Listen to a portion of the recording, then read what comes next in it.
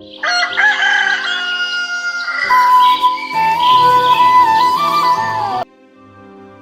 समय पहले एक गांव में रामलाल नाम का एक गरीब किसान रहता था। उसके पास थोड़ी सी जमीन थी जिस पर वह दिन रात मेहनत करता, पर हालत इतनी खराब थी कि मुश्किल से 2 वक्त का खाना जुटा पाता। न अच्छी फसल उगाने के लिए साधन थे, न किसी से मदद का सहारा। क्या करे बेचारा। हर सुबह सूरज उगने से पहले वह खेतों में चला जाता और देर रात तक काम करता। उसकी एक ही ख्वाहिश थी, बस मेरा परिवार सुखी रहे और बच्चों को भूखा न सोना पड़े। लेकिन किस्मत जैसे उसने साथ छोड़ दिया हो। फिर आया वो साल जब भारी सूखा पड़ा। उसकी फसल बर्बाद हो गई और जो थोड़ा बहुत अनाज था वह भी खत्म हो गया। अब रामलाल करे तो क्या करे। आखिर हिम्मत करके वह गांव के जमींदार के पास गया।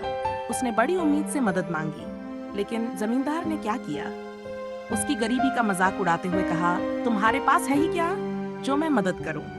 रामलाल के दिल पर मानो पहाड़ टूट पड़ा। निराश होकर वह घर लौट रहा था जब रास्ते में एक बूढ़ा साधु मिला। साधु ने पूछा, बेटा इतने उदास क्यों हो। रामलाल ने अपनी सारी परेशानियां साधु को बता दी। साधु ने बड़े प्यार से कहा, तुम्हारी मेहनत और ईमानदारी ही तुम्हारा असली धन है। भगवान पर भरोसा रखो, सब ठीक होगा। फिर साधु ने उसे एक बीज दिया, इसे अपने खेत में बो दो, मेहनत करो, इसका फल जरूर मिलेगा। रामलाल ने साधु की बात मानी और फिर चमत्कार हो गया। अगले ही दिन से बारिश होने लगी। उसके खेत में हरे भरे पौधे उगाए। जब फसल तैयार हुई तो इतनी ज्यादा हुई कि रामलाल न सिर्फ कर्ज चुका पाया, बल्कि बाजार में अनाज बेचकर अच्छा धन भी कमा लिया। अब उसके पास सब कुछ था, बच्चों की पढ़ाई, परिवार के लिए सुख सुविधाएं और एक नई आशा। लेकिन रामलाल ने केवल खुद की हालत नहीं सुधारी, उसने गांव के किसानों की भी मदद की।